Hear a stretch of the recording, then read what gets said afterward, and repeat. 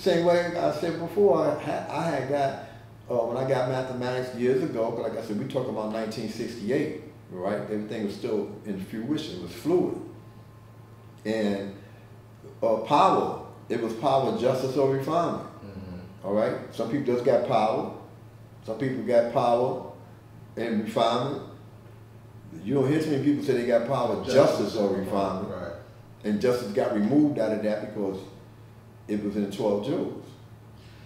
And yeah, but the 12 jewels are not a part of our it's not, no, but it's in 120. It is in 120. That's the whole thing. And from what God Supreme said, Malcolm was the one that created the 12 jewels.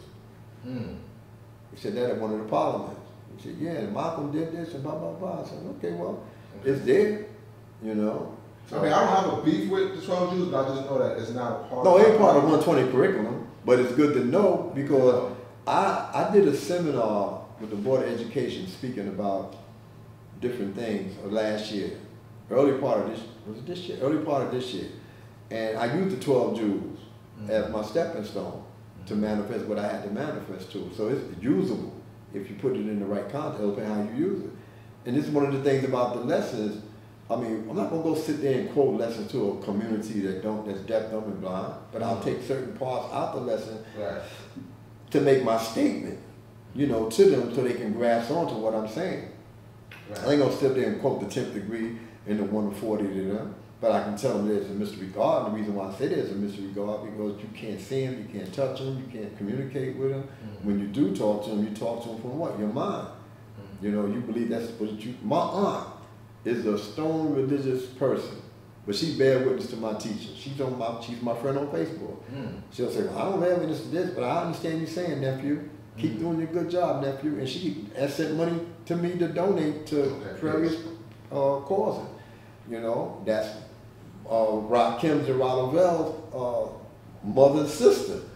You know, because they know how we teach, all of us, the same way. Kim and Ravel, the same way. Our family know. You know, they don't dispute, they don't argue, nothing to argue about. No, but there's some people that call the 12 Jews poor knowledge. They're gonna say that, but why is it poor? That's the whole thing. Look at it. Why is it poor? If you look at it, it's in your 120.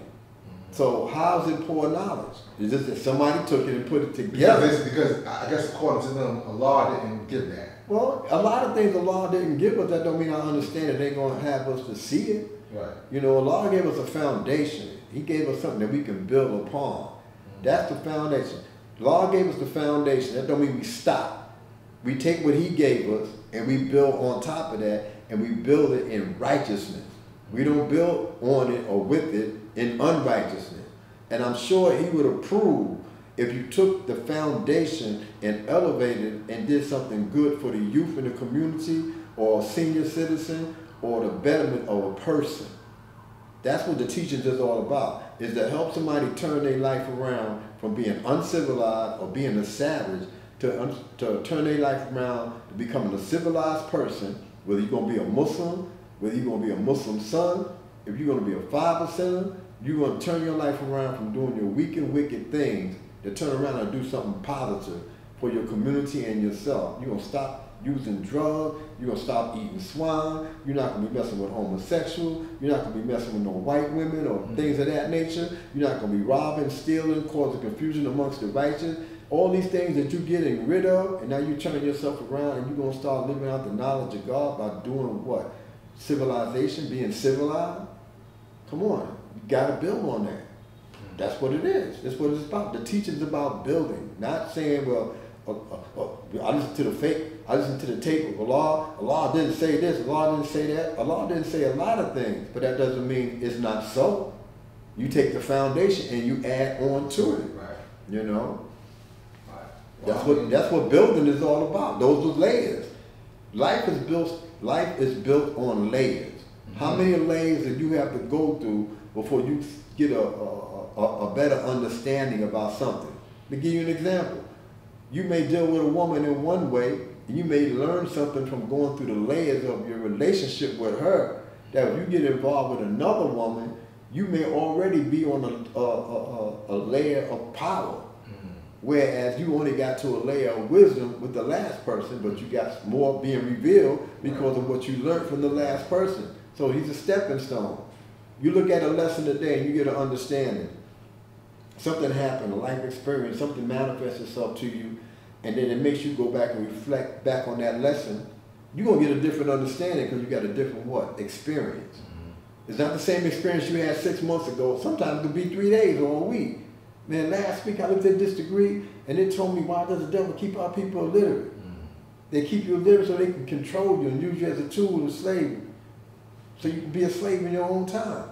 But now, if you take that illiterate part out and now you start to read and you become literate, so that means you're not going to be a what? A slave. You're not going to be used as a tool. They can't use you because now you're literate.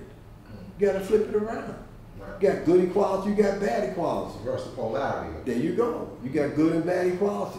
How you going to use it? What you going to do? You going to stay in the bad equality all the time? If you step in some mess in the street, you going to wash your foot off and you're going to take the mess in your house and smell your house up. You're going to take that sneaker off or boot off and wash it off, then go in your house. You know better the next time. Right. It's a learning experience. This is what life is all about. It's not going to be cut and dry. Everything the Father said was good at that time. That don't mean you can't add to it. Just don't take nothing away from it. Add to it. And don't change the teaching. You're not changing the teaching. You're using the teaching for a form of understanding. And from the understanding on the teachings that laid the foundation for you, you're able to build another degree in your life that's going to help elevate you. One of the letters I got from Prince, I had wrote him and told him I was given a new position in the group home.